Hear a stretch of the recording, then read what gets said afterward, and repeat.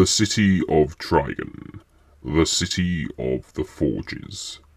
Geoffrey and Garren have decided the time is right to begin working on something new and secretive for the monarchy. Something that might be of great benefit should the monarchy ever find itself at war.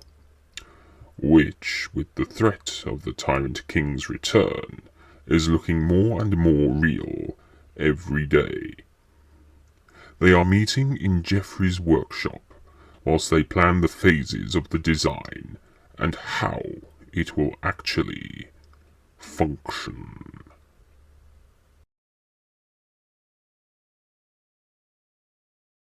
So, I take it then, Geoffrey, this will be something to behold on the battlefield when we finally unleash it. If we finally unleash it, remember, we need approval from the Ondarian High Command in order to get the request to build more. That's why the prototype is integral. It has to work 100% and accurately. Sounds easier said than done. No prototype has ever functioned at 100% first time round. It usually takes years of development. We don't have years. Remember that the Tyrant King could return anytime soon, and we need to be ready to face him. I need to be confident in everything I show the monarch and the generals when the time comes to demonstrate what we have created. I understand, but we've never actually created something like this so quickly. In fact, we've never created something like this at all. Agreed, but that's where my ingenuity and skill as Chief Forge Master comes into play. Remember that you and I got to the top because of our creative prowess. I would never have picked you as my second if I hadn't any faith in your own abilities. I am honoured that you require my skills. But where do we begin? Do we even know what will power this thing? Will it be worn like a suit of armour? I've been thinking about that a great deal. That is why I've asked for some help, Garren. Allow me to introduce Artem, the Grand Mage of Ondar. It is indeed an honour to be called upon, Geoffrey, to be part of this endeavour. Let us discuss the finer details. So, we plan to imbue the prototype with magic. It's never been done before. Most machinery falls apart when magic is involved.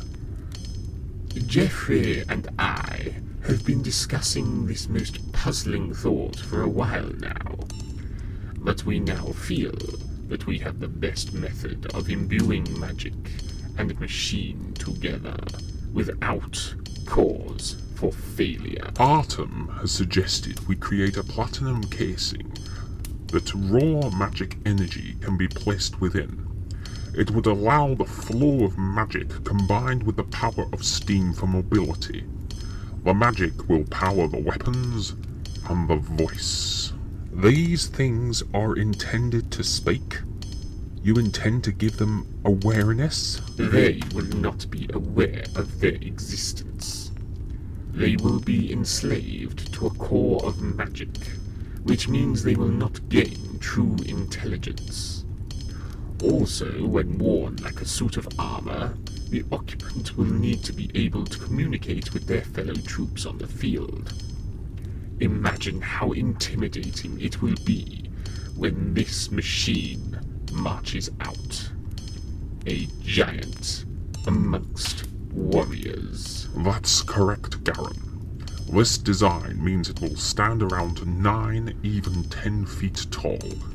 It will tower over our forces, and with the firepower these will be able to carry, it will cause our enemies to flee in terror. Even the most powerful vampire will think twice. Surely the magic will wear off, however. How will it be kept permanently? An easy matter for one of my skill. That and the skill of my fellow light mages. we can create magic energy that is everlasting. That is the gift of the All-Father, Destrin. We can empower these machines so that they only run until they are completely destroyed. That's why we don't need to build a large number of them once approved. It means we can build perhaps 2 or 3 units. 3 to 5 war machines in strength each. The amount of magic we would be able to create would be sufficient enough to power at least 15 of these machines in total. I can't guarantee that we could create enough energy to power any more. Then it sounds like a plan then.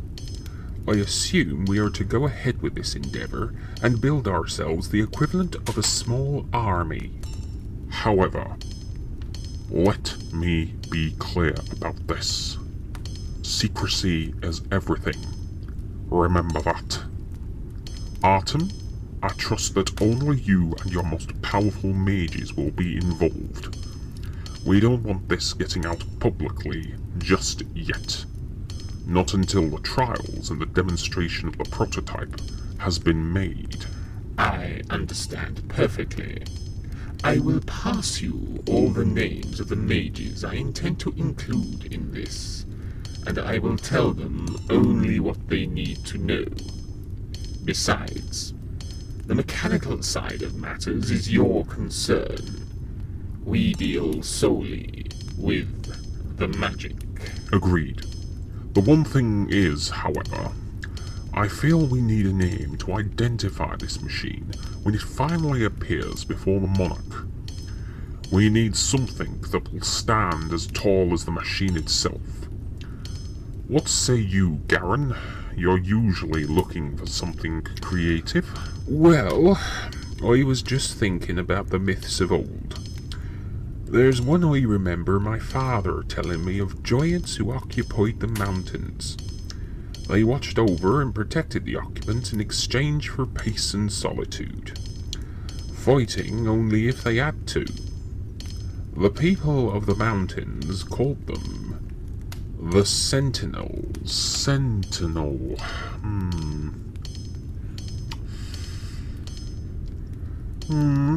Well, it will do for now, until we can think of a better name.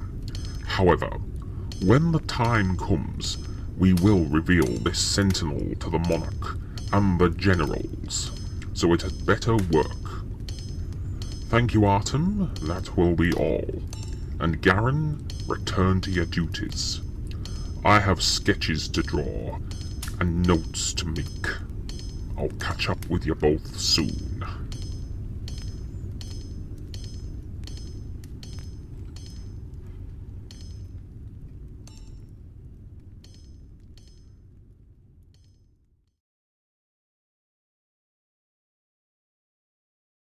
With the meeting adjourned, the 3 men head their separate ways to begin preparation for the prototype to be built. Geoffrey remains hard at work in his study. Garren returns to source the materials needed to build the prototype, whilst Artem returns to the Council of Mages in Ondar City to discuss the magic requirements of the construction. However, it seems that they did not realize there may have been a 4th individual present, and that the news of their plan may be reaching the ears of a certain vampire lord sooner than expected. Time is always limited, and without any of the 3 participants realizing, theirs is the most limited of all. The Sentinel may be doomed before it is even constructed.